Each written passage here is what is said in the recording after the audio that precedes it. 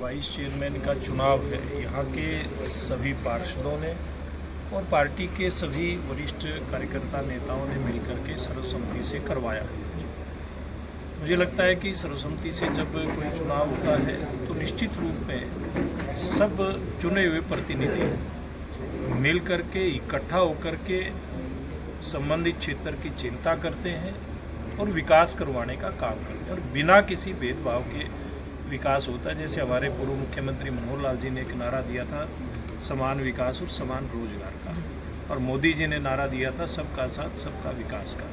तो अब ये सबका साथ भी रहेगा, सबका विकास भी रहेगा, सबका विश्वास भी, और सबके विश्वास के साथ सब पार्षद साथियों का प्रयास भी। विकास कार्यों में सर कैसा रहेगा नगर पालिका? देखिए, पूर्व में भी हमारी सरकार के समय में इतने बड़े बड़े काम हुए, आप लोगों ने देखा, हमने जो प्रयास किए उसके कारण से शुरू में सरकार आते ही जब मनोहर लाल जी मुख्यमंत्री बने, सीवरेज ट्रीटमेंट प्लांट यानी कि गंदे पानी की निकासी, सीवरेज की निकासी एक बहुत बड़ा मुद्दा जाखल के लिए था, उसका समाधान हुआ।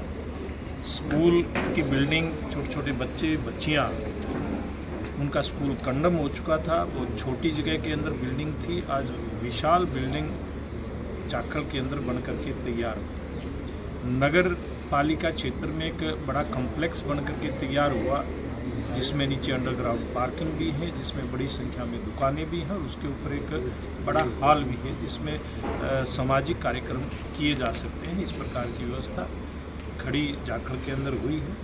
जाखल मंडी और जंक्शन को और गांव को जोड़ने के लिए एक अंडरपास की बहुत ज़रूरत थी, क्योंकि लोग या तो फाटक से घूम करके आते थे और ब्रिज से घूम करके आते थे एक दूसरे स्थान पर। आज 15 करोड़ से ज़्यादा की लागत से अंडरपास बन करके लगभग तैयार हो चुका है, फाइनल स्टेज के ऊपर है। तो ऐसे बड़े बड़े काम जाखल के अंदर किए हैं। बाकी छोटे काम भी हमारी सरकार ने खूब कराए हैं, गली का, नाली का और जन कल्याण के काम बहुत हुए हैं जाखल के अंदर। तो भविष्य में जो हमारी ये टीम चुन करके आई है, मैं विश्वास के साथ कह सकता हूँ कि इन कामों को और आगे बढ़ाने का काम ये टीम करेगी। जाखल जंक्शन पे सर आरक्षण खिड़की की बहुत मांग है। ये इस प्रकार की जो डिमांड है, मैंने डिमांड रेलवे मंत्रालय में भेज रखी है। बहुत सारी छोटी छोटी डिमांड के ऊपर काम हुआ भी है, और निकट भविष्य में ऐसी सब छोटी मोटी समस्याओं का समाधान करने का काम। स्टेडियम में जो खेलों के प्रति क्या कुछ जानकारी को दूर जाना पड़ता है? देखिए, निश्चित रूप से देश के प्रधानमंत्री नरेंद्र मोदी जी की बात करें, उन्होंने दुनिया के अंदर देश का परचम फहराए, और हमारे मुख्यमंत्री, वर्तमान मुख्यमंत्री नायब सिंह जी ने, पूर्व मुख्यमंत्री मनोहर लाल जी ने देश के अंदर हरियाणा का झंडा फहराया, इन बातों के लिए प्रयास किया। और प्रधानमंत्री जी के आह्वान पे यहाँ एक तरफ खेलो इंडिया जैसे बड़े खेल इवेंट होते हैं। अब 21 तारीख से सांसद खेल महोत्सव की भी शुरुआत कर टोहाना के दमकोरा स्टेडियम से हुई है। दमकोरा में आप देखते हैं कि बहुत भव्य एक स्टेडियम बनकर के तैयार हुआ है, जिसमें आसपास के 6-7 स्टेटों के बच्चे आकर के प्रैक्टिस करते हैं।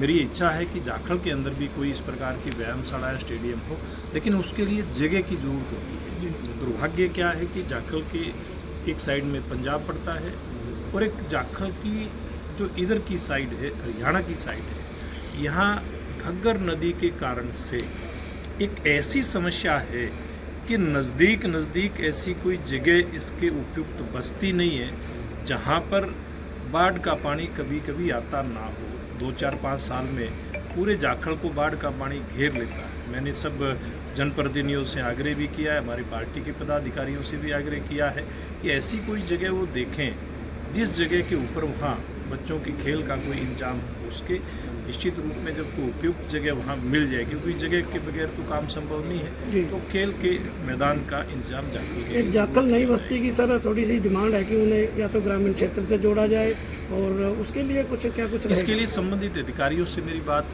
हुई है, और उसके लिए प्रोसेस आगे चला हुआ है, क्योंकि लोकतांत्रिक अधिकार है। कहाँ किस कर्मचारी अधिकारी की कमी गलती की वजह से वो हुआ था, बिल्कुल भी ठीक नहीं था। वहाँ के नागरिकों का जो लोकतंत्र का सबसे बड़ा अधिकार है वोट का, वो अधिकार किसी भी तरह से छीना नहीं जा सकता। बहुत जल्दी ही वो चाहे पंचायत में रहें या नगर पालिका में रहें, उनकी व्यवस्था प्रशासन करेगा। क्षेत्र की जनता को संदेश सर। मैं तो